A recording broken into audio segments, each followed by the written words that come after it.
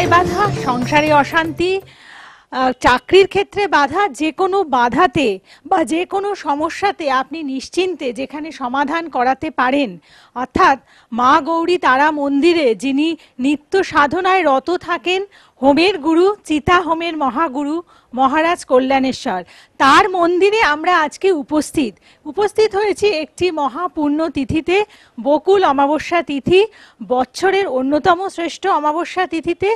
এবং এই তিথিতে মহারাজ আজকে এখানে মায়ের পুজো করবেন এবং সাথে মাকে ভোগ নিবেদন করবেন। আর সেই বিশেষ তিথি কিভাবে মহারাজ পালন করছেন, আমার সাথে আপনারাও আজকের এই ছবি দেখুন বা আজকের তিথিটিকে আপনারা বিশেষভাবে উপভোগ করুন। বিভিন্ন যে আমাদের প্রতারিত হওয়ার যোগগুলো, এখানে অবশ্যই আমাদের গ্রহদের ভূমিকা রয়েছে। মহারাজ, এগুলো কখন হয় আমাদের? দেখো, তুমি যে প্রশ্নটা করলে, এই প্রশ্নটা খুব কঠিন প্রশ্ন। প্রথম কথা, মানুষ লোভে মরে। হয়তো কোনো জায়গায় একটা টাকা দিল, যাকে দিচ্ছে সে খুব ভালো বক্তা হতে পারে, তোমাকে বোঝালো, বুঝিয়ে বলল আমি এইটা করে দেবো, এই চাকরিটা করে দেবো, সরকারি চাকরি করে দেবো। যে টাকা দিচ্ছেন তার তো বোঝা দরকার, এ যদি সরকারি চাকরি আমাকে করে দেয়, এর ছেলেপুলেকে কেন করে দিল না? তো আমার ছেলেকে সরকারি চাকরি করে দেবে বলে যে টাকাটা নিল, তখন কিন্তু এই গ্রহের মধ্যে রাহু অবস্থান করে খুব খারাপ জায়গায়। সেই সময় ভুলবশত এই ধরনের দুর্ঘটনা ঘটায়। চার্ট দেখে বলা যাবে যে আপনার এই দুর্ঘটনা। যেমন আমরা চার্ট দেখে শনি এবং মঙ্গলের অবস্থান দেখে কারোর দুর্ঘটনা ঘটছে, আমরা একটা চার্ট দেখে বলতে পারি। আর একটা কথা, শিক্ষাস্থানে যেগুলো আমি অমুক স্কুলে ঢুকিয়ে দেবো, এক ধরনের প্রতারক, তাদের স্পিকিং পাওয়ারটা খুব ভালো, তারা কথা বলতে পারে ভালো, তারা কিন্তু রাহুর জাতক। তারা এই বলা মুহূর্তে তুমি ভুল পথে চলবে, তখনই তোমার এই সর্বনাশগুলো হয়।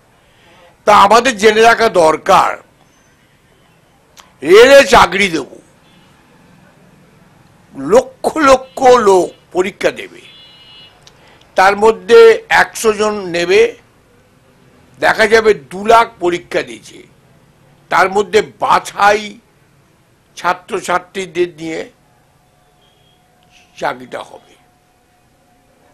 রাজনীতিতে চলে আসি, রাজনীতির ক্ষেত্রে কেউ যদি বলে তোমাকে আমি অমুক আছি, আমি অমুক আছি, তা সেটা তো মুখ্যমন্ত্রী জানবেন না। মুখ্যমন্ত্রী তো দেখার দরকার নেই। মুখ্যমন্ত্রী কাউন্সিলর থেকে আরম্ভ করে এমএলএ এমপি ছেড়ে রেখেছেন, তাদের মধ্যে যদি ফ্রড করে তাহলে মুখ্যমন্ত্রী দায়ী নয়।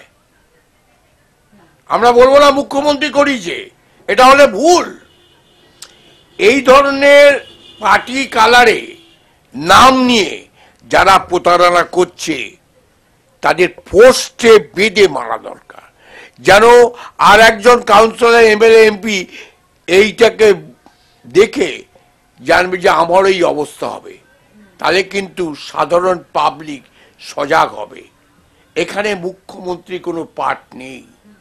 এমএলএ কি করছে, মুখ্যমন্ত্রী তাকে পাওয়ার দিয়েছে, তাকে দপ্তর দিয়েছে, বা কাউন্সিলরকে তাকে বসিয়েছে, তোমার বাড়ি হওয়ার জন্যে আমাকে ঘুষ 20,000 টাকা, 30,000 টাকা। এই ঘুষ কিন্তু মুখ্যমন্ত্রী বলে না, দলের মধ্যে কিছু চামচা তৈরি হয়, সেই চামচারা এদের কাউন্সিলরদের তৈরি করে এই টাকাটা বকরা করে। এটা মুখ্যমন্ত্রী জানতে পারবেন না, তা আমরা মুখ্যমন্ত্রীকে দোষারোপ করলে তো হবে না। তোমরা জানো কাকে দিয়েছ, এর জন্যে মুখ্যমন্ত্রী কি করবেন? আইনের পথে যাবে, আইন যা প্রমাণ করবে তার সেরকম সাজা হবে। আইনের বাইরে তো কেউ নয়, আইনের বাইরে আমরা কেউ নয়। জজ যা পানিশমেন্ট দেবে তাকে সেই পানিশমেন্ট নিতে হবে। তবে প্রত্যেক রাজনীতিবিদকে বলবো যে আপনাদের নিচু দলে যারা এই ধরনের করছে তাদের উপর একটু সজাগ থাকুন, সাধারণ মা বাবা যেন প্রতারণার মধ্যে না পড়ে।